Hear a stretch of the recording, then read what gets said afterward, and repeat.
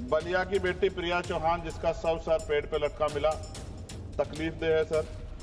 काशी हिंदू विश्वविद्यालय में पीएचडी के प्रवेश परीक्षा शिवम सोनकर को के साथ न्याय नहीं हो रहा है सर।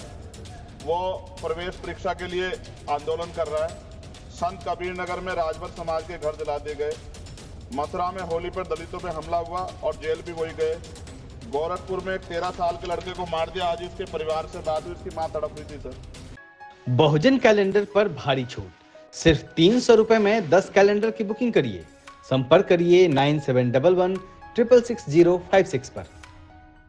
फाइनेंस बिल 2025 पे आपने मुझे मेरी बात रखने का मौका दिया।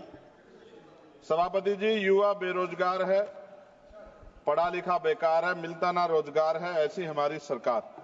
सर, मैं अपनी बात को शुरू करते हुए मेरे मन में कुछ पीड़ाएं हैं, वो आपके सामने क्योंकि चेयर से ही कह सकते हैं सर।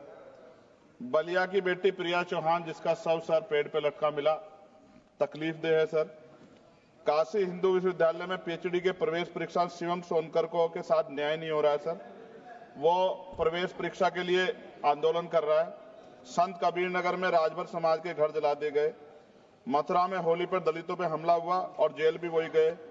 गोरखपुर में एक 13 साल के लड़के को मार दिया। आज इसके परिवार से बात हुई, उसकी मां तड़प रही थी सर।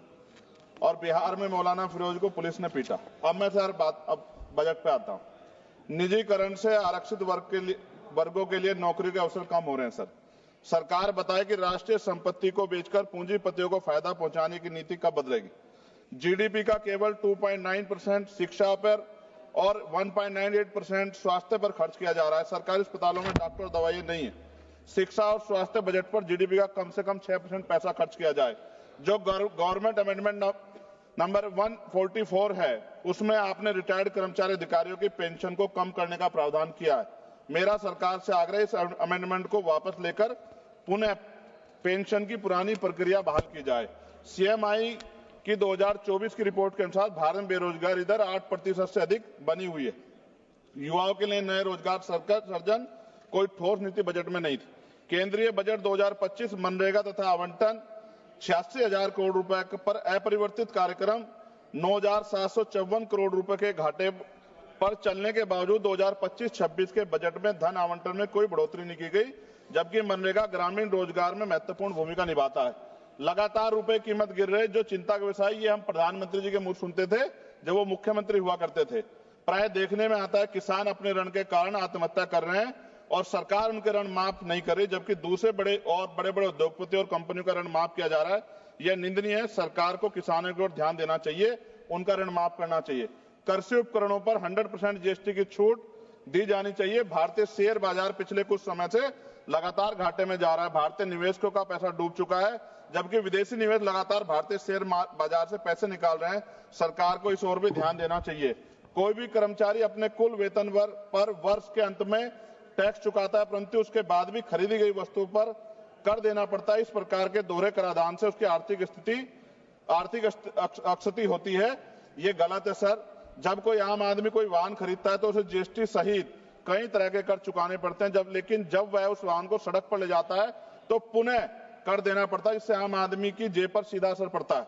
सरकारी स्कूलों में शिक्षा की स्थिति अत्यंत दयनीय है, जबकि दूसरी ओर निजी स्कूलों में शिक्षा इतनी महंगी हो गई है कि गरीब बच्चों को महंगी फीस, किताबें, बैग और ड्रेस के कारण शिक्षा से वंचित होना पड़ रहा है।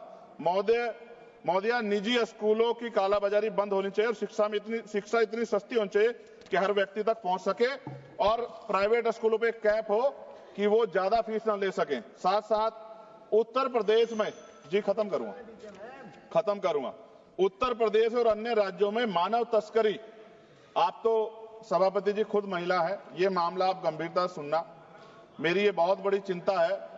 उत्तर प्रदेश और अन्य राज्यों में मानव तस्करी के संगठित गिरोह सक्रिय हैं। जैसे उत्तर प्रदेश के सोनभद्र से अन्य राज्यों में लड़कियों को बेचा जा रहा है। राजस्थान में लीज पर बेटियों को बेचा जा रहा है।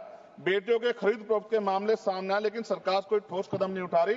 सरकार बताए कि मानव तस्करी रोकने के लिए बजट में विशेष प्रावधान क्यों नहीं किया गया। महिला सुरक्षा के लिए Nirbhaya fund, last page, Nirbhaya fund को पूरी राशि खर्च क्यों नहीं की जा रही है। फंड तो बना दिया निर्भया के नाम से, लेकिन खर्च नहीं करे। बेटियों की बिक्री रोकने के लिए राष्ट्रीय टास्क फोर्स का गठन किया जाना चाहिए।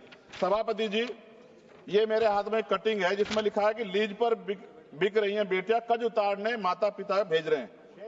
एक इंपॉर्टेंट ये है मैं पढ़ने के लिए, 8 साल की बच्ची 3.5 लाख में 3 साल की लीज पर दी गई, हर दिन में 5 से 10 बार दुष्कर्म। ये झालावाड़ राजस्थान की है। ये भारत है, ऐसा भारत जहां बेटियों को बेचा जाए, लीज पे दिया जाए और सरकार हाथ पे हाथ रखे तमाशा देखे, ये अच्छा नहीं है। अंत में न्यायपालिका में SC ST OBC व अल्पसंख्यकों की संख्या बढ़ाने पर सरकार क्या कर रही है, इन्हीं सब बातों के साथ मैं अपनी बात को खत्म करता हूं। जय भीम, जय भारत। आपका बहुत बहुत धन्यवाद।